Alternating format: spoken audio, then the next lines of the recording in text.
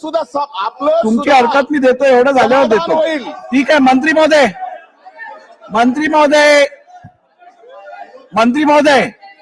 अध्यक्ष, मुंडे साहेब बसा आता, बोला.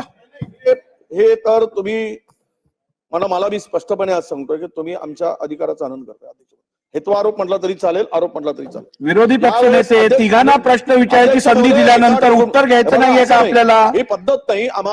आम्ही पण इतके 26 वर्ष सभागृहात काम करतोय. असं होत नाही अध्यक्ष महोदय. एखादा मंत्री त्या खात्याचा अनुपस्थित असेल, गैरहजर असेल तर दुसरा मंत्री उत्तर देऊ शकतो.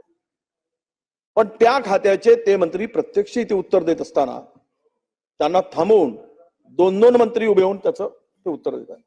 मला एक सांगा अध्यक्ष महोदय, बघा आपण मान्य करतो कारण सभागृहात मंत्री म्हणून कुठल्याही खात्याचं उत्तर कोणालाही द्यायचं आहे. काय विषय असा आहे की जो प्रश्न त्याचा अर्थ त्यांनी मागितला ते उत्तर देत असतील, नाही दिले असतील तर ठीक आहे, पुढच्या सिनियर. पण विषय काय होता, आता भरकट चालला, त्याच्यात वेळ चाललाय, अत्यंत गंभीर विषय आहे. माझी हरकत एवढीच की पहिली होती, त्याचं उत्तर आपण द्याल की एक मंत्री उपस्थित असताना कामकाजामध्ये दुसऱ्या मंत्र्यांनी त्याचं उत्तर देणं हे सभागृहाला अपेक्षित नाही. ती योग्य आहे का याचं उत्तर आपण द्यावं. कारण गंभीर प्रश्न असा आहे की हा शेतकऱ्यांचा प्रश्न. अध्यक्ष महोदय, मी आपल्या निदर्शनास आणून देतो एक गोष्ट स्पष्टपणे या ठिकाणी की या सरकारने जे काही मदत देण्याचे काही निकष ठेवले असतील किंवा द्यायचं, मी तुम्हाला मालिका सांगतो. या किती वर्ष नाही दादा असं होत नाही.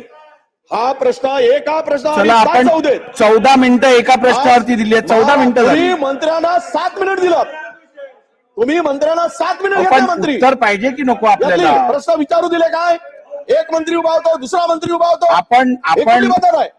विरोधी पक्ष नेते आपण मुद्दा मांडला, त्याचं उत्तर घेऊया. प्रश्न असा आहे अध्यक्ष महोदय, तुम्ही ही जी काही मदतीचं निकष सांगताय, आज राज्यामध्ये हे सगळे अवकाळी असेल, गारपिटी असेल, बघा आपण जर पाहिलं तर हे 10/4/2023 पासून जवळपास 8 × 4 = 12 × 3 = 15 = 16 = 17 वेळा अवकाळी पाऊस तारकावाईचा. दुष्काळ असेल, गारपीट असेल, वाऱ्यामुळे फळबागांचं झालेलं नुकसान असेल, या सगळ्यामध्ये यावेळेस 1 जानेवारी पासून तर आजपर्यंत जे झालेलं नुकसान आहे फक्त आणि फक्त 24 कोटी रुपये, तेही 4/3/2024 ला फक्त 24 कोटी रुपये या शेतकऱ्यांना मदतीच्या रूपाने मिळाले. त्यातील नाशिक आणि नागपूरचा उल्लेख आहे. हा JR आहे तुमचा. त्याच्यानंतर तुमचा कुठलीही मदत त्या शेतकऱ्यांना मिळाली. अध्यक्ष महोदय, मला एवढंच प्रश्न आहे माझा की आज मराठवाड्यावर पडून निघाला, चाऱ्याचा पत्ता नव्हता, नव्हतं पीक गेलं. सोयाबीनला 2013चे दर होते ते यावेळेस मिळाले. 10 वर्षांनी सोयाबीनला 2013 मध्ये जो दर होता तो आता मिळाला 10 वर्षांनी. खतांचे दर वाढले, बियाणाचे दर वाढले, जीएसटी लावला, शेतकरी उद्ध्वस्त झाला. या सगळ्या संकटामध्ये शेतकरी पिसतोय. अध्यक्ष महोदय, माझा प्रश्न एवढा आहे की यामध्ये निकष सांगू नका, निकषाच्या पलीकडे जाऊन हो तुम्ही लावलात, तुम्हाला पाहिजे काय उत्तर? तुम्ही लावला जीएसटी, तुम्ही सावरकर जीएसटी तुम्ही लावला शेतकऱ्यावर, दुधावर जीएसटी तुम्ही लावलात, खतावर जीएसटी तुम्ही लावलात. या सगळ्या शेतकऱ्यांच्या अजिबात नव्हता, बोला अजिबात नव्हता. आणि म्हणून विरोधी पक्ष नेते प्रश्न त्यांना थांबवा. विरोधी पक्ष बोलत असताना मग मी पण मंत्री बोलत असताना उभं राहून हे करेल.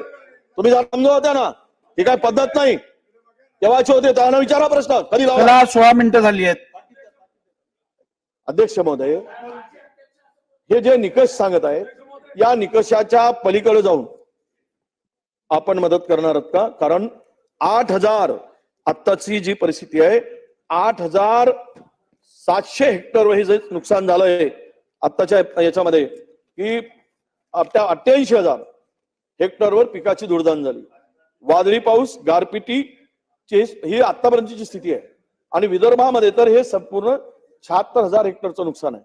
मी जिल्हे वाचून दाखवतो. अमरावतीमध्ये 54,000 हेक्टरचं नुकसान आहे. अकोल्यामध्ये 11,157, यवतमाळमध्ये 2,394, बुलढाण्यामध्ये 5,577, वाशीमध्ये 3,068 आणि खानदेशामध्ये 9,000 हेक्टर, मराठवाड्यामध्ये 2,716 हेक्टर, 87,747 हेक्टरचे प्रस्ताव या सगळ्या नुकसानीचे आले. यांना आपण किती दिवसात नुकसान भरपाई मदत करणार आहात, तो कालावधी किती असेल आणि त्याचे प्रति हेक्टरी काय मदत असेल एवढं आपण सांगावं.